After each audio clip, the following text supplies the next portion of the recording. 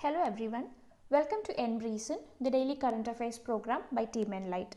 In this session, we are going to discuss few topics which were in today's newspaper. The first topic is FASTer. FASTer is nothing but fast and secure transmission of electronic records. This is a prelims topic. The second one for today is Universal Service Obligation Fund Scheme. Again, this is a prelims topic. We'll see what the scheme is and a related topic, that is the adjusted gross revenue. Okay. Third topic for today is PFRDA, National Pension System and the Atal Pension Yojana. All these topics will be dealt separately in a prelims point of view. And the last and final topic for today is the Universal Immunization Program. We'll see what this program is and the associated program, the mission Indradhanush. So let's move on to our topics. First one is FASTer.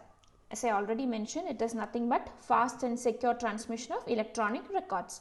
This was the news because Supreme Court expressed that there is an agonizing delay existing in the release of convicts by jail authorities. That is, even after the grant of bails, people are not released on time.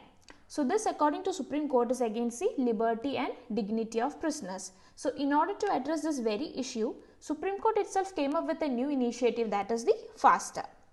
Okay, that is fast and secure transmission of electronic records.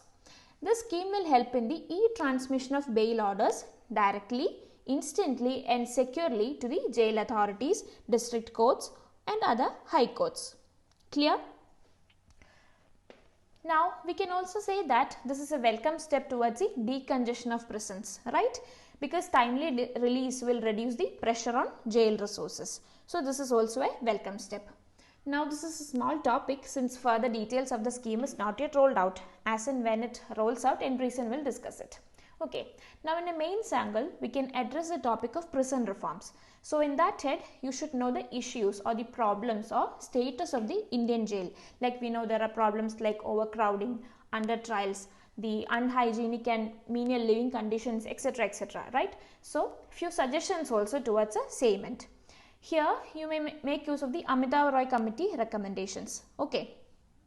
Amitabh Roy Committee recommendations on prison reforms. So this prison reforms were already discussed in ENbreezEN. So we are providing the link of that video here. You can make use of it. Also there are discussions relating to the issue of denial of basic fundamental rights to prisoners. So you can address the mains in these particular angles. I hope it is clear. Now coming to our second topic, Universal Service Obligation Fund Scheme. Okay, Universal Service Obligation Fund Scheme. This was the news because the draft CAG reports criticizes the poor quality of internet services provided under the BharatNet initiative. Despite giving huge payments also, the quality of internet services provided by the common service centers are very dismal as per the CAG report. Okay, so we should know what is the Universal Service Obligation Fund Scheme. This is a non-lapsable fund. Okay, this Universal Service Obligation Fund is a non-lapsable fund and it was created in the year 2002. This works under the aegis of Ministry of Communications. Alright.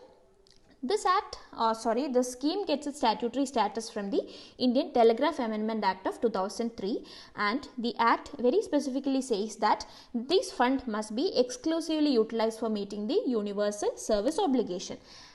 I hope you know what is Universal Service Obligation. It is nothing but the universal access or the universal provision for availing ICT services. Okay. So, what is the aim of such a scheme? What was the aim? The aim is to bridge the digital divide that is existing in our country and as a result reap the benefits of inclusive growth. And how can this be done? This is done by providing non-discriminatory or universal access to quality ICT services at affordable prices. Okay, to whom are these being given? To the people of rural and remote areas. Clear? Now, this scheme has certain objectives which they have categorized under economic, social, etc. So, according to the scheme, the economic objective is nothing but the extension of the network and to stimulate the uptake of ICT services. And the social objective is nothing but mainstreaming the underserved and unserved areas by bridging the access gap. Now, what is the political objective? It is to enable the citizens exercise their political rights in an informed way. And the last, that is a constitutional objective, says that it is a equitable distribution of the fruits of telecom or digital revolution. Okay. So, these are the objectives of this Universal Service Obligation Fund Scheme. Now remember that these funds, the funds to the Universal Service Obligation Fund Scheme comes from the Universal Service Levy. Okay, it is nothing but the 5% that is charged on adjusted gross revenue. Okay, it is 5% charged on their adjusted gross revenue. On whom? The telecom operators. Okay, and this fund is deposited in the Consolidated Fund of India, and any further dispatchment of fund from this requires the prior parliamentary approval. I hope you all know that. Okay.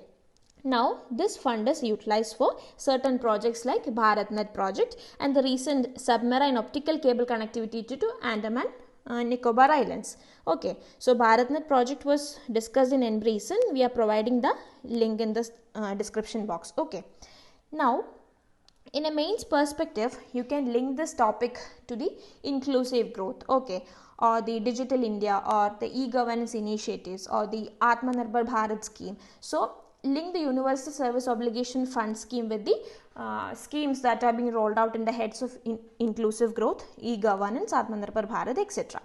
Now we look into two related topics, that is the Common Service Center scheme. It is nothing but a mission mode project. Okay, this is a mission mode project under the Digital India initiative.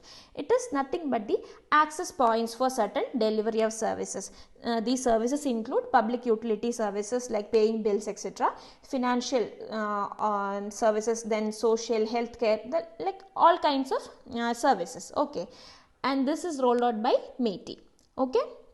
Now the next topic is the adjusted gross revenue, or AGR. Adjusted gross revenue is nothing but the usage and the licensing fee. Okay, the usage and the licensing fee the telecom operators are charged by the Department of Telecommunications. So there are two types of fee.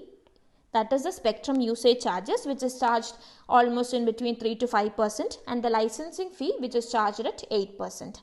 Okay, so keep these 2 points in mind, the common service centers and the adjusted gross revenue. I hope the second topic is also clear. Now moving on to our third topic. The third topic for today is the PFRDA, National Pension System, and the Atal Pension Yojana. This was in news because the business line in today's business line newspaper, it says there is a 24% spike in the subscribers base under NPS and APY. Okay, so what is PFRDA? PFRDA, or the Pension Fund Regulatory and Development Authority. Okay, this is an authority which was established in 2003. Then it was established as the Interim Pension Fund Regulatory and Development Authority through a government resolution. So this was initiated to promote, develop and regulate the pension sector in India. Clear? Now, in 2013, the Pension Fund Regulatory and Development Authority Act was enacted under the Ministry of Finance, and hence this act gives the statutory status for this PFRDA. Okay, now what is the composition of this authority? This authority consists of a chairperson and not more than 6 members. Okay, and among the 6 members, at least 3 shall be whole-time members, and all these people are appointed by the central government. Clear? And it is a PFRDA that regulates both the National Pension System and the Atal Pension Yojana. Okay, now moving on to National Pension System. It is a voluntary defined contribution retirement savings scheme. Okay, now it is implemented and regulated by PFRDA. We already said that, and should know that National Pension System Trust, or the NPST, which is established by PFRDA, is the registered owner of all the assets under NPS. Okay, the National Pension System Trust is the owner of all assets under NPS. NPS provides a permanent retirement account number, okay, which we call PRAN, or the PRAN as you call it. It is a unique number and it remains with the subscriber throughout his lifetime. Clear? Now, the NPS matures at the age of 60, but this can be extended until the age of 70 as well. Now, this works in a 2-tiered structure, which means there are 2 types of accounts, that is a Tier 1 account and a Tier 2 account.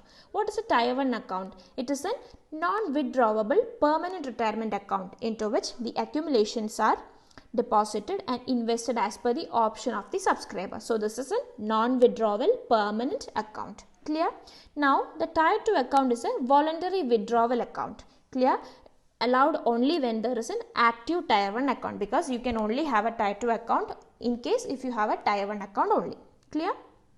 Now, who are the beneficiaries of this national pension system? All citizens of India, right? All citizens of India can make use of this scheme, and any individual citizen of India, both the resident as well as a non-resident in the age group of 18 and 65 years can join national pension system. However, there is few exceptions, that is the overseas citizen of India or the person of Indian origin card holders, as well as the Hindu undivided family people. Okay, they are not eligible for opening the national pension accounts, it says. So, along with that, please go through the NPS Swavalamban scheme. Okay, for the unorganized sector, please go through NPS Swavalamban scheme as well. Clear? Now moving to the third one, that is the Atal Pension Yojana. Atal Pension Yojana was launched in the year 2015, and the objective of this pension Yojana was to create a universal social security system for all Indians, specifically for the poor, the underprivileged and the workers in the unorganized sector. Okay, for the poor, the underprivileged and the unorganized sector. Again, this is also administered by PFRDA through NPS. Clear? What is the eligibility for Atal Pension Yojana? Again, any citizen can join Atal Pension Yojana who is between the age of 18 and 40 years. So, you should know that the contribution levels will depend on the age. If you are joining in a younger age, your contribution level will be less, and if you are joining in a further ages, similarly the contribution levels will also get higher. Okay, so what are the benefits of Atal Pension Yojana, or what are the benefits that one can avail from this Yojana? You will get a minimum guaranteed pension. Okay, a minimum guaranteed pension between 1000 and rupees 5000 on attaining the age of 60 years. Okay, on attaining the age of 60 years, you will get a minimum guaranteed pension which ranges from rupees 1000 to rupees 5000. On the death of the subscriber, what will happen? This amount of pension is guaranteed for lifetime to the spouse. Okay, and what happens if the spouse is also dead? The entire pension corpus is paid to the nominee. Clear? Now, even though this was implemented comprehensively across the country, only 5% of the eligible population is covered till date. Okay, so this is about the Atal Pension Yojana, the National Pension System and the PFRDA. I hope it is clear. That was our third topic. Now moving on to our last topic, that is the Universal Immunization Program. Again, this is a prelims topic. So this was in news because a recent news mentions about the working of routine vaccinations to children during the COVID-19 pandemic. Now, what is Universal Immunization Program? This was an immunization program introduced in the year 1978. It was initially introduced as the Expanded Program of Immunization, or the EPI. Clear? By the Ministry of Health and Family Welfare. But in 1985, this was modified as a Universal Immunization Program. Okay? It provides vaccines to infants, children and pregnant women. I hope you all know this. It provides vaccines to infants, children and pregnant women against 12 vaccine control or 12 vaccine preventable diseases. We'll see which all are the vaccine preventable diseases in the next slide. Okay. Now, in 2015, Mission Indradhanush was rolled out. This was rolled out to rapidly increase the full immunization coverage to 90%. That is to increase the immunization coverage to 90%. Okay, the scheme targeted the children under 2 years of age and pregnant women. Alright, but the scheme couldn't achieve the target of 90% coverage, and hence intensified Mission Indradhanush was rolled out. This was in 2017. Why was it rolled out? To reach each and every beneficiary, that is infants, children and pregnant women. We know they are the beneficiaries who are left uncovered under Mission Indradhanush. Okay, the focus area was on urban areas, which was one of the gaps of Mission Indradhanush. Clear? Now the target was to increase the full immunization coverage to 90% by the year 2018, but however only 16 districts of the country have achieved 90% coverage so far. So as a result, again intensified Mission Indradhanush 2.0 was rolled out. What was the aim? To achieve at least 90% pan-India immunization coverage by 2022. Clear? It would target the district it will target the district which have immunization coverage of 70% or below. That was the target of Mission Indradhanush 2.0. And recently, intensified Mission Indradhanush 3.0 is also rolled out to cover the children and pregnant women who missed the routine immunization during the COVID-19 pandemic. Okay, so this is about the universal immunization program and the several Mission Indradhanush and the intensified Mission Indradhanush schemes which later came out.